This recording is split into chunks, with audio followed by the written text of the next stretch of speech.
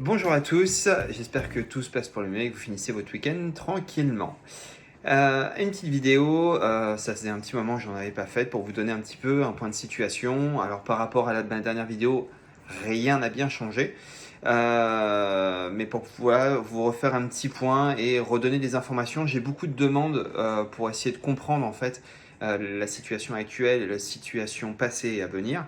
Et en fait, dans cette vidéo, je vais reprendre certains points de façon à pouvoir réactualiser toutes les informations qui avaient été déjà données. Donc, pour vous donner déjà une première étape, le Parc Sauvage, c'est une association loi 1901 créée en 2014. Et ensuite, on a créé le parc. À partir de 2018, on a commencé nos travaux. Les travaux se sont terminés pour une partie en 2019 pour pouvoir après faire l'ouverture dès avril 2019. Sur le parc, en fait, on a trois pôles. On a un pôle ferme de conservation et pédagogique, un parc de vision, ce qu'on appelle parc de vision avec les animaux qu'on retrouve dans nos régions, cerfs, biches, daims, sangliers, renards, des faisans, perdrix, etc. Ainsi qu'une dernière zone que nous on appelle la volerie de fauconnerie avec la présence d'une soixantaine de rapaces allant de la petite chouette chevêche, une petite chouette aux yeux d'or, aux grands vautours fauves et aux aigles des steppes. Vous avez bien compris, ouverture 2019, malheureusement, on s'est retrouvé une année avant le Covid. Et là, Covid 2020-2021, ça a été à peu près 16 mois de fermeture. En 2022, ça ne nous a pas été de meilleure qualité avec la canicule et on a fait le choix de fermer à certaines journées parce que les températures étaient trop hautes et on préférait passer notre temps à nous occuper des animaux, à les arroser, faire que voilà, ils aillent le mieux possible. Très clairement, un parc qui est fermé, hein, c'est-à-dire qu'on n'accueille pas de visiteurs, mais au bout du compte, le travail reste toujours le même à faire. Il faut quand même toujours donner à manger aux animaux, les soigner. Il y a les salaires, il y a les frais qui sont afférents au fonctionnement, tout ça, ce qui fait qu'on s'est retrouvé à devoir, fin de saison 2022, faire un choix. Et le choix a été de mettre en place une procédure de redressement judiciaire pour pouvoir sauver la structure. Et surtout réussir à épurer cette dette qui a été cumulée pendant toute cette période-là. Et la dette correspond à peu près, on est à peu près un petit peu moins de 300 000 euros. Donc voilà, avec ce redressement judiciaire, comme j'ai expliqué à plusieurs reprises, en fait, on a deux situations possibles.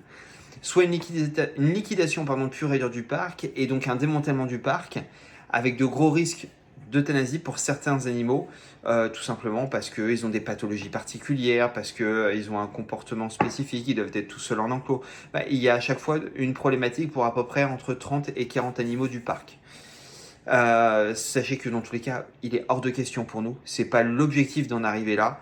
Il faut que tous nos animaux restent là. Et ce que l'on veut surtout, c'est sauver le parc.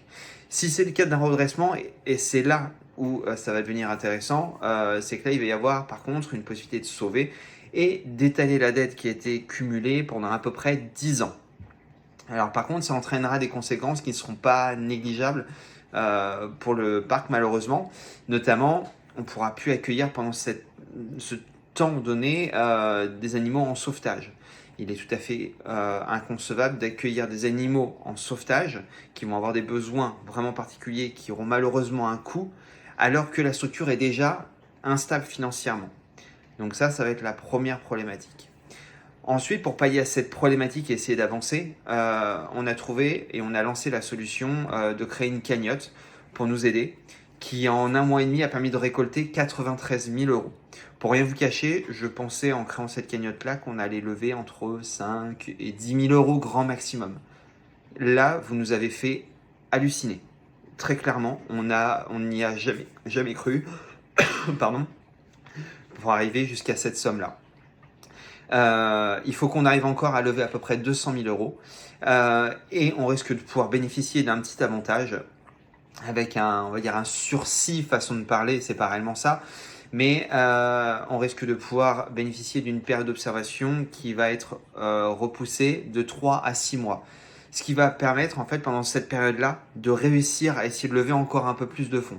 Donc je vous remets en fait nos deux cagnottes qui sont Helloasso et PayPal Don, sur lesquels vous allez pouvoir en fait faire vos dons.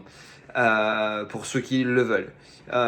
Les dons sont pas obligatoires, c'est tout à fait normal. C'est à chacun donne ce qu'il a envie de donner.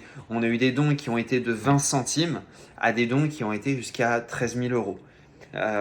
Faut savoir également que tous vos dons, on est une association, sont déductibles d'impôts et à hauteur de 66%.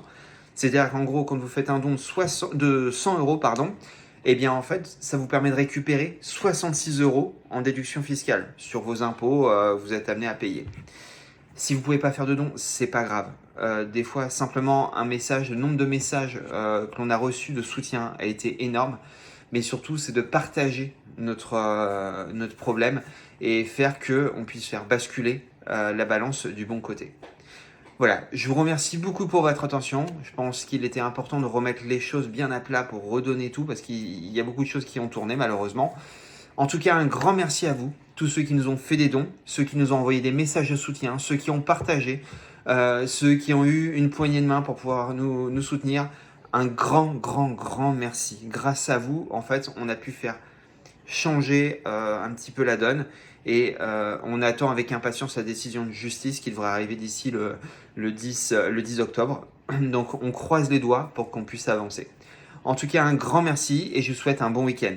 Passez une bonne soirée. Au revoir.